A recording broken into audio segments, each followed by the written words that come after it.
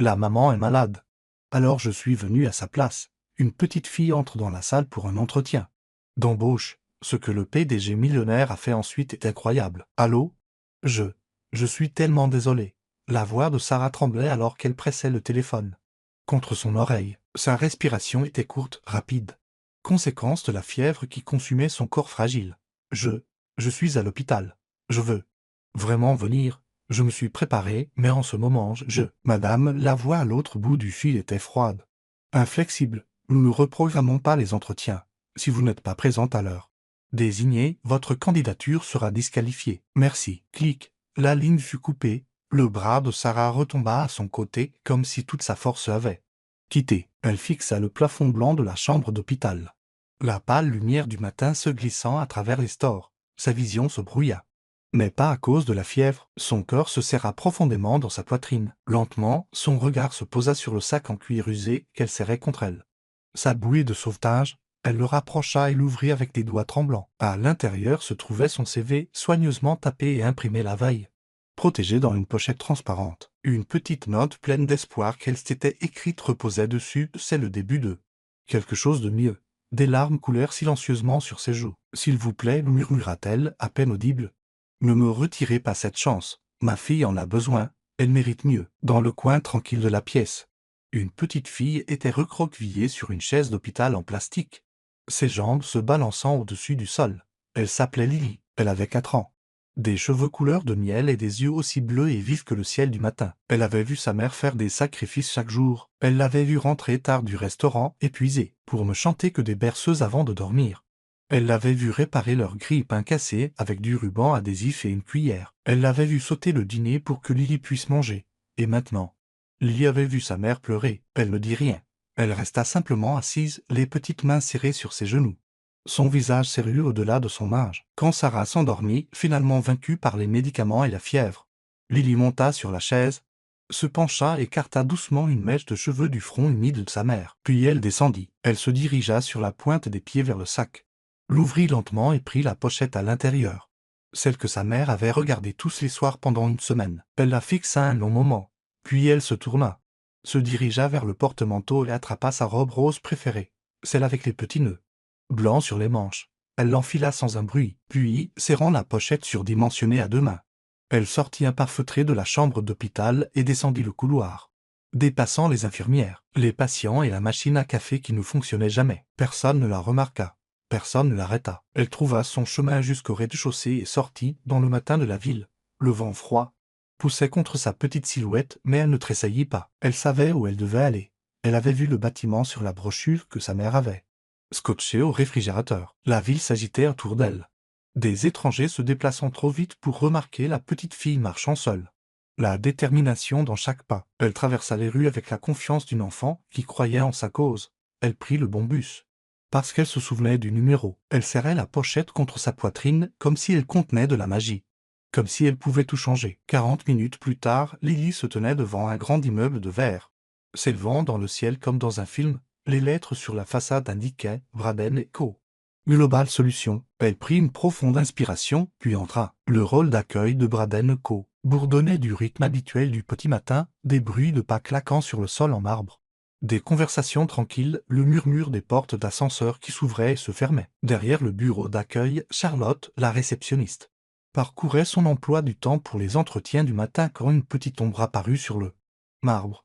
Elle leva les yeux. Une petite fille se tenait là, pas plus haute que le comptoir lui-même. Elle portait une douce robe rose avec des nœuds blancs aux épaules, des chaussettes blanches plissées juste au-dessus de ses chaussures, et une minuscule pince rouge retenant une mèche de cheveux blanc miel. Ses yeux bleus étaient grands, curieux et tout à fait sérieux. Charlotte clignait des yeux, ne sachant pas si c'était l'enfant de quelqu'un qui s'était égaré. « Ma chérie, » dit-elle lentement en se penchant par-dessus le comptoir, « tu cherches quelqu'un ?» La fillette hocha la tête, serrant une pochette faisant presque la moitié de sa taille. « Je suis ici pour l'entretien d'embauche, » dit-elle simplement.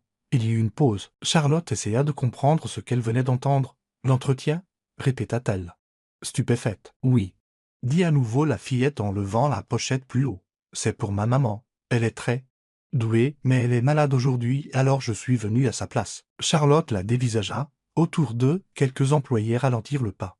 observant la scène avec un intérêt croissant. Comment t'appelles-tu, ma puce? Lily. Et le nom de ta maman? Sarah Pack. Charlotte parcourut rapidement sa liste. Voilà, Sarah Pack.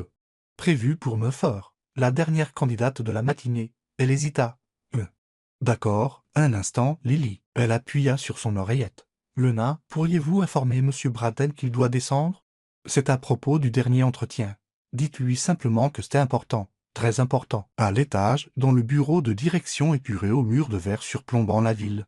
Albert Braden était assis seul à son bureau, à 32 ans, impeccablement vêtu d'un costume bleu marine sur mesure. Il était connu pour être brillant, impitoyable en affaires et aussi émotionnellement inaccessible que prospère. Il avait bâti son entreprise à partir de rien, en chemin. Avait perdu tout intérêt pour les conversations futiles, les vacances et tout ce qui ressemblait à une famille. Il considérait la plupart des journées d'entretien comme des exercices de déception routiniers. Jusqu'à ce que son assistante apparaisse à la porte, un léger sourire aux lèvres. « Albert, vous voudrez peut-être vous occuper de celui-ci en personne. » Il haussa un sourcil. « C'est le diplômé de Harvard ou l'ancien manager de Google? » Ni l'un ni l'autre, dit-elle. « C'est très unique. Descendez, c'est tout. » Albert soupira, se leva, ajusta sa montre et descendit. Quand les portes de l'ascenseur s'ouvrirent, il fut accueilli par un spectacle si inattendu qu'il s'arrêta net. Elle était là, à peine plus haute qu'une borne d'incendie, debout au milieu du rôle comme si l'endroit lui appartenait. Lily, dès qu'elle le vit, son visage s'illumina. « C'est vous le patron ?» demanda-t-elle joyeusement. Albert cligna des yeux. « Oui, c'est moi. Je suis là pour vous montrer le papier de ma maman, » dit-elle en s'approchant de lui. « Elle est malade, mais elle veut vraiment ce travail. Et je pense qu'elle le mérite. » Elle lui tendit la pochette à 2 mains. Elle était légèrement tachée, le coin plié. Mais il la prit. La pièce était silencieuse, des dizaines de personnes retenaient leur souffle. Albert la regarda pendant une longue seconde. Puis, pour la première fois depuis des années, les coins de ses lèvres se soulevèrent, à peine, mais assez pour que ce soit réel. Il se tourna vers Charlotte. « Libérez mon emploi du temps pour les 15 prochaines minutes. » Charlotte cligna des yeux. « Monsieur, je mène un entretien. » Il se retourna vers Lily et fit un geste vers le couloir. « Allons-y. » Elle rayonna et hocha la tête. À l'intérieur de la salle de conférence, Albert lui tira une chaise, 2 fois sa taille, mais elle y grimpa avec une confiance assurée, plaçant ses pieds sur la barre inférieure. Albert prit place en face d'elle et ouvrit la pochette, parcourant le CV tout en la regardant de temps en temps. « Alors, Lily, dit-il en ajustant son ton, dites-moi pourquoi votre mère veut travailler ici. » Lily se pencha légèrement en avant, posant ses mains sur le bord de la table. Sa voix était claire. Non répétée, juste honnête. « Maman travaille très, très dur, dit-elle. Elle n'achète jamais rien pour elle. Elle économise toujours de l'argent pour moi.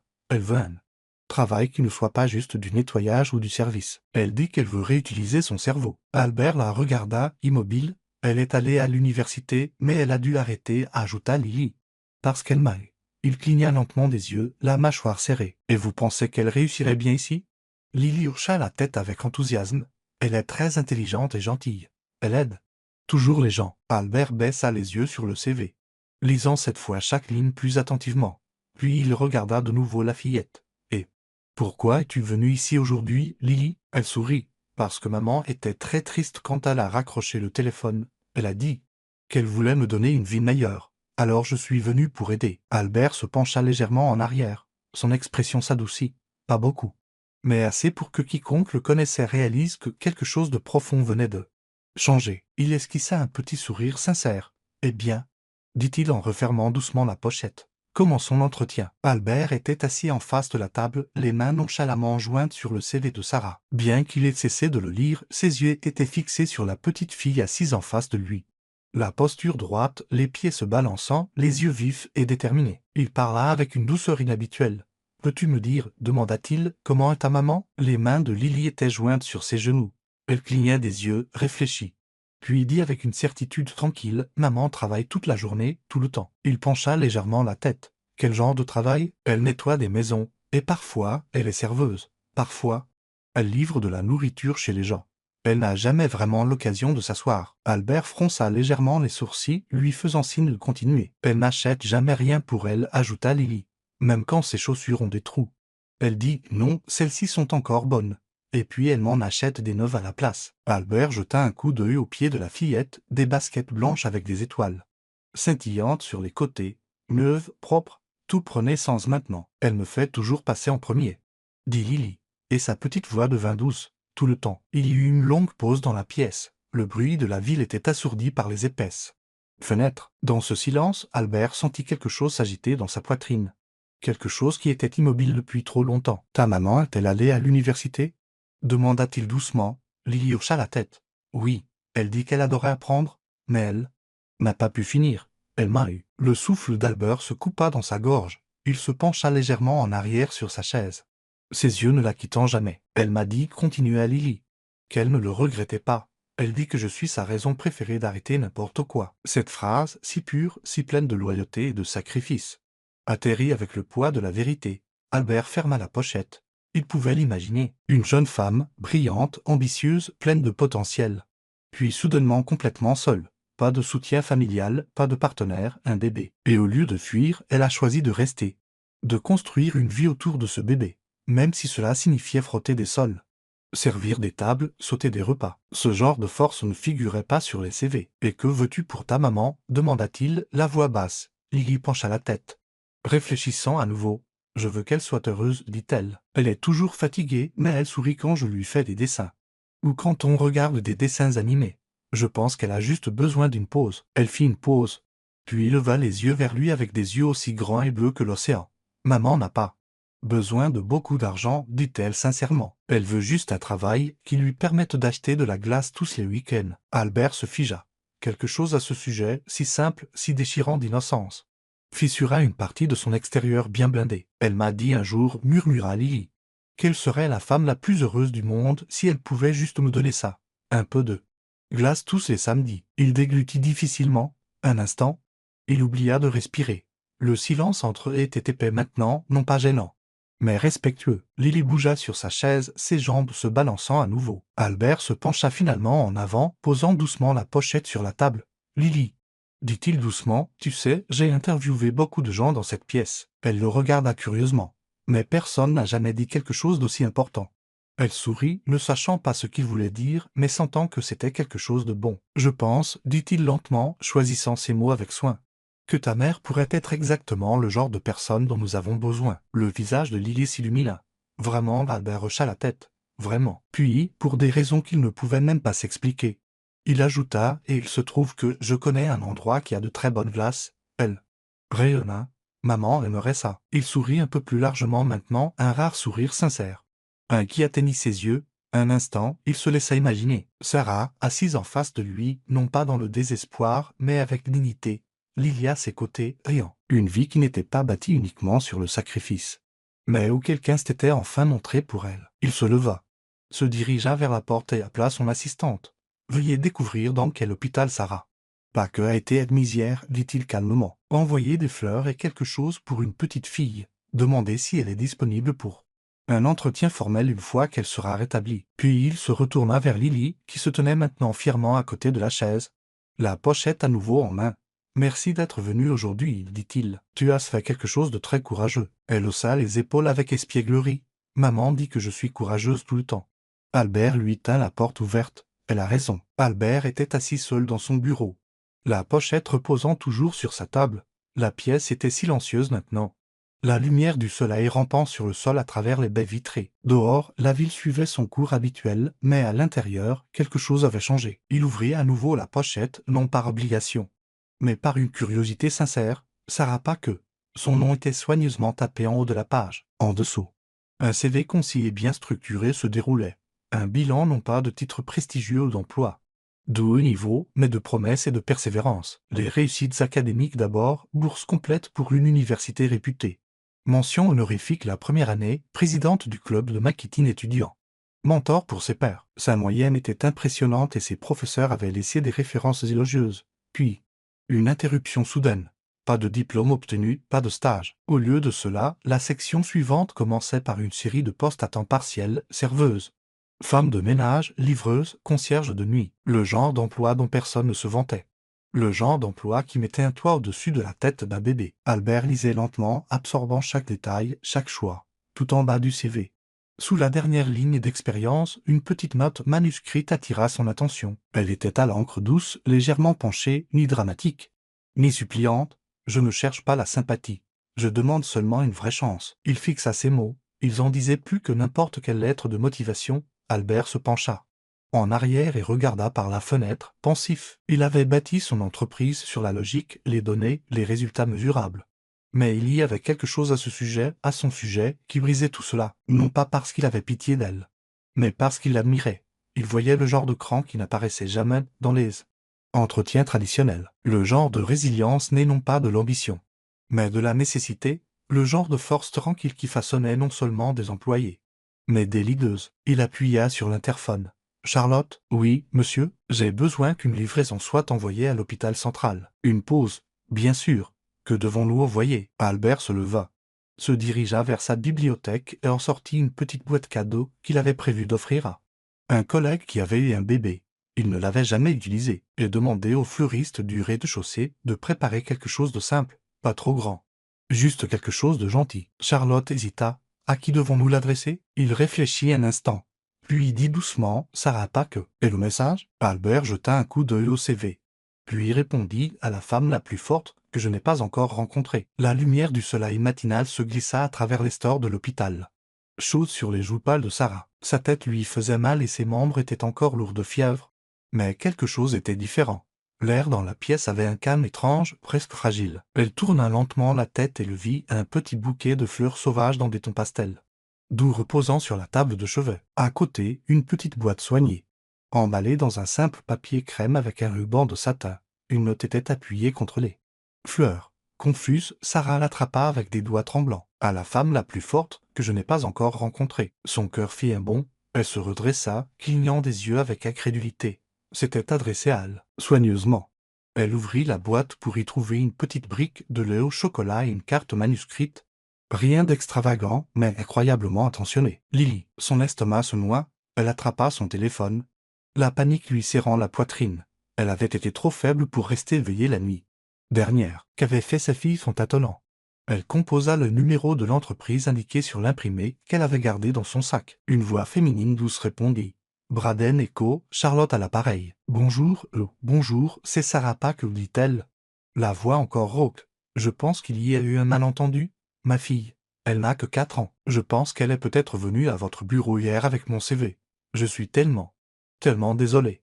Elle ne voulait pas faire de mal, elle a juste. La femme rit doucement à l'autre bout. Mademoiselle Paque, ne vous inquiétez pas.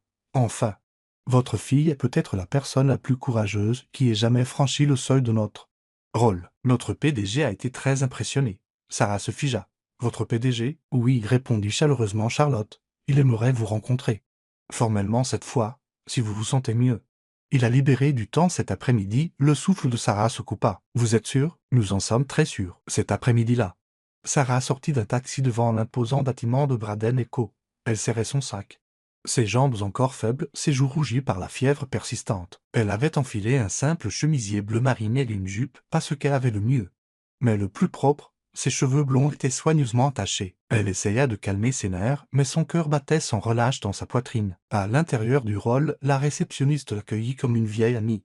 Mademoiselle Paque. Bon retour parmi nous, dit gentiment Charlotte. Il vous attend. Sarah la suivit à travers une série de couloirs silencieux et dans un ascenseur. Le silence à l'intérieur de la cabine était rempli de toutes les peurs et de tous les espoirs qu'elle avait portés pendant des années. Quand les portes s'ouvrirent au dernier étage, Charlotte s'écarta. Il est là-dedans. Sarah hocha la tête et entra. Le bureau était spacieux et moderne, baigné de lumière naturelle. Au grand bureau de verre près de la fenêtre se tenait un homme grand aux cheveux sombres et à l'air de calme précision, Albert Braden. Il leva les yeux et sourit, un vrai sourire, ni poli, ni forcé. Mademoiselle Paque, dit-il en s'avançant. Je suis heureux que vous vous sentiez mieux. Les yeux de Sarah s'écarquillèrent légèrement. Elle se sentit soudain très petite dans la pièce, consciente de ses joues rouges et de ses mains tremblantes. Merci. Je suis tellement désolé. Pour ma fille, Albert leva une main, l'arrêtant doucement. Il n'y a rien à excuser, dit-il. Elle a fait l'une des présentations les plus convaincantes que j'ai jamais vues. Sarah cligna des yeux. Il désigna la chaise en face de son bureau. Je vous en prie, asseyez-vous. Elle s'assit, les jambes croisées à la cheville, le sac sur ses genoux comme un bouclier. Albert s'assit aussi, et pendant un moment, il l'étudia simplement. Vous savez, dit-il en tapotant la pochette sur son bureau, j'ai lu des milliers de CV. Mais le vôtre est arrivé avec la lettre de recommandation la plus remarquable que j'ai jamais reçue. Les lèvres de Sarah s'entr'ouvrirent légèrement. Son cœur battait à tout rompre. Albert souria. Nouveau, plus doucement cette fois. Elle croit en vous plus que quiconque n'a jamais cru en quoi que ce soit. Sarah baissa les yeux un instant. La chaleur lui montant aux joues. Elle est tout mon monde. Je vois bien, dit Albert. C'est pourquoi j'aimerais beaucoup voir ce que vous pouvez faire ici. Sarah leva les yeux. L'espoir brillant dans son regard. Le premier jour de Sarah chez Braden & Co. était comme entrer dans un autre monde. Les murs de verre, le cliquetis constant des talons, le bourdonnement silencieux de l'efficacité. C'était tout ce dont elle avait rêvé et tout ce qu'elle craignait de ne jamais être assez bonne. Pour Albert lui offrit un poste d'assistante de projet junior. Elle s'attendait à un stage. Peut-être une période d'essai classée des papiers, mais ça, c'était réel, l'équipe était polie. Mais distante. Ses vêtements étaient modestes, ses chaussures un peu usées. Elle avait l'air différente, parlait différemment. Et beaucoup de ses collègues savaient, sans avoir besoin de demander quelle était celle avec l'enfant. Certains chuchotaient qu'elle avait été embauchée par pitié. D'autres l'ignoraient simplement. Mais Sarah ne flancha pas. Elle arrivait tôt, restait tard, prenait des notes, posait des questions. Elle absorbait chaque vidéo de formation, lisait chaque rapport d'entreprise. Observait comment les assistants seniors se déplaçaient, organisaient, suivaient. Ses doigts volaient sur le clavier, comme si elle n'avait jamais quitté l'école. Et quand elle faisait des erreurs, et elle en faisait, elle les assumait. Les corrigeait et ne les répétait jamais, lentement. Le ton commença à changer. Quelqu'un lui demanda de l'aide pour corriger une présentation. Un autre lui demanda si elle pouvait organiser un calendrier de réunion. Et puis quelqu'un dit merci et le pensait. Mais une personne n'a jamais douté d'elle, Albert. Il ne la surveillait jamais, ne la microgérait jamais, mais il observait attentivement. Et lorsque le nom de Sarah était mentionné en réunion, il se penchait en avant, demandant ce qu'elle avait apporté, comment ses idées étaient reçues. Il remarquait tout, comme le jour où Lily eut de la fièvre et que Sarah appela pour dire qu'elle serait peut-être un peu en retard. Albert lui envoya un message privé, la famille d'abord. Prenez le temps qu'il vous faut, ou l'après-midi où il la remarqua sauter le déjeuner et fiande.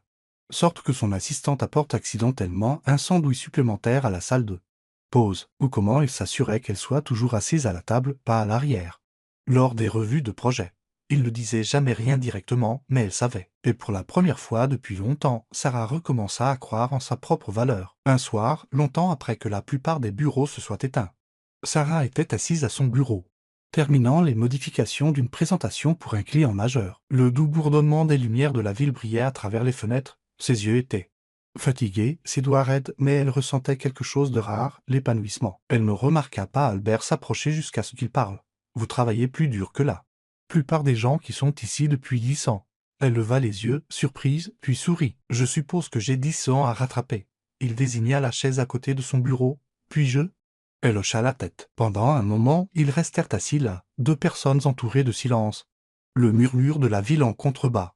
Puis Sarah parla, la voix basse. Vous savez, je n'aurais jamais pensé finir dans un endroit comme celui-ci. Albert la regarda. Curieux. Pourquoi pas? Elle hésita. J'étais à l'université, dit-elle lentement. En marketing. J'adorais ça. J'avais des projets, des stages prévus. Elle prit une inspiration. Puis j'ai rencontré quelqu'un, je pensais qu'il était tout pour moi. Je suis tombée enceinte la première année. L'expression d'Albert ne changea pas. Mais son regard s'adoucit. Je pensais qu'on trouverait une solution ensemble, mais il est parti. A disparu. Elle fit une nouvelle pause. Mes parents ont dit que j'avais tout gâché, que je leur avais fait honte. Ils m'ont dit de donner le bébé ou de partir. Albert ne bougea pas. Je suis partie, dit-elle simplement. Et je ne suis jamais retournée. Elle baissa les yeux sur ses mains, les tordant lentement. J'ai choisi Lily. J'ai choisi d'être sa mère, mais j'ai dû renoncer à tout le reste. Le diplôme, l'appartement, l'avenir que je pensais avoir construit. Albert tendit la main à travers le bureau, posant doucement sa main sur la sienne. Elle se figea, s'attendant à de la sympathie ou pire, de la pitié. Mais sa voix était stable. On m'a abandonné aussi. Elle leva les yeux. J'avais 10 ans. Continua-t-il. Mes parents sont morts dans un accident de voiture. Pas de frères et sœurs. Pas de famille élargie qui voulait d'un enfant. J'ai été ballotté de foyer en foyer. J'ai appris à survivre. J'ai bâti cette entreprise parce que je voulais avoir le contrôle de ma vie. Mais je n'ai jamais eu ce que vous avez. Qu'est-ce que cette murmura-t-elle? Le courage, dit-il. Vous avez choisi l'amour, Sarah. Même quand ça vous a tout coûté, ses yeux se remplirent de larmes. Je pensais que j'étais faible, dit-elle. Vous êtes tout sauf ça. Ils restèrent assis là en silence à nouveau, n'ayant pas besoin d'en dire plus. Dans CCLNCE. Quelque chose changea. Le respect s'approfondit, les murs s'adoucirent et deux personnes, habituées depuis longtemps à survivre seules, commencèrent à ressentir le confort inconnu d'être comprises. Les mois passèrent, et le monde de Sarah se transforma lentement. Elle avait endossé son rôle avec grâce et ténacité. Les collègues qui 0 100 millions 0 100 000 0 100 l'ignoraient sollicitaient maintenant son avis. Elle n'était plus seulement l'assistante, elle devint celle qui repérait les erreurs, proposait des solutions discrètes et livrait des résultats avec constance et soin. Son nom avait du poids et il était prononcé avec respect. Albert observait tout cela se dérouler. Il n'avait plus besoin de suivre ses progrès, son travail. Parlait de lui-même, mais il trouvait toujours des raisons de prendre de ses nouvelles, de petites excuses. Des questions dont il connaissait déjà les réponses et quand il passait devant son bureau. Son regard s'attardait souvent un peu plus longtemps qu'il n'aurait dû. Il ne s'était pas seulement attaché à Sarah. C'était aussi à Lily. Chaque vendredi après-midi, Lily arrivait au bureau après l'école, sautillant dans le couloir comme s'il lui appartenait. Elle s'asseyait sur le canapé du bureau d'Albert avec des livres de coloriage, ses petites chaussures se balançant en attendant que tonton Albert termine ses appels. Parfois, il annulait sa dernière réunion de la journée juste pour l'emmener prendre un milkshake. Ils avaient leur rituel. Elle l'appelait monsieur le patron quand elle voulait son attention. Il l'appelait la vraie PDG au pique-nique de l'entreprise, elle montait sur ses épaules. À la cantine, elle lui gardait toujours le dernier biscuit. Sarah voyait tout cela. Et chaque moment rendait son cœur plus plein et plus effrayé. Elle avait aimé en silence pendant si longtemps enfoui ses espoirs sous des besoins pratiques. Maintenant, l'amour la regardait en face tous les jours et il souriait, portant sa fille sur ses épaules. Un soir, tous les trois étaient assis dans le bureau d'Albert après les heures de travail. Lily était recroquevillée dans un coin avec une brique de jus de fruits, fredonnant en coloriant sur un carnet de croquis. Sarah et Albert terminaient un récapitulatif de projets, le rire facile entre eux. Le genre de rire qui appartient aux gens qui ont vu les cicatrices de l'autre et ont choisi d'eux rester quand même. Quand ils eurent fini, Sarah se pencha en arrière en s'étirant. Elle est fatiguée, dit-elle en jetant un coup d'œil à Lily. Albert regarda. On peut la descendre. Sarah sourit, puis se leva. Laisse-moi prendre son sac. Alors qu'elle se détournait, elle entendit la petite voix de Lily derrière elle. Maman? Sarah se retourna. Je peux appeler tonton Albert, papa? La pièce devint complètement silencieuse. Albert se figea. Sarah resta bouche bée, le sac glissant légèrement de ses doigts. Lily leva les yeux, innocente et sincère, parce qu'il vient toujours me chercher et m'apporte de la glace. Et il me lit des histoires comme tu le fais et il te fait sourire. Les yeux de Sarah s'emplirent instantanément, son souffle se coupa dans sa gorge. Non pas de surprise, mais de certitude, car au fond d'elle, elle le savait déjà. Elle l'avait su à la façon dont Albert regardait Lily comme s'il comptait, à la façon dont il parlait à Sarah comme si elle avait sa place, à la sécurité tranquille qu'elle ressentait dans les espaces entre eux. Cet homme, qui avait autrefois bâti des murs d'acier autour de lui, les avait laissés entrer. Et quelque part en chemin, ils avaient construit quelque chose auquel aucun d'eux ne s'attendait, une famille. Elle s'agenouilla devant Lily, la voix douce et tremblante. Tu peux l'appeler comme tu le sens, mon bébé. Puis elle se tourna vers Albert, craignant ce qu'elle pourrait trouver sur son visage. Mais il marchait déjà vers elle. Il s'accroupit à côté d'elle deux, les yeux doux. Il regarda Lily. Puis Sarah. Je serai honoré, dit-il. Sarah craqua. Les larmes coulèrent librement maintenant, non pas de peur ou même de soulagement, mais de quelque chose de bien plus profond, le sentiment d'appartenance. 1 an plus tard, Sarah Pack n'était plus seulement la jeune mère nerveuse qui avait franchi la porte de Bradben Co, avec rien d'autre que de l'espoir et un CV. Elle était maintenant Sarah Pack, chef de projet.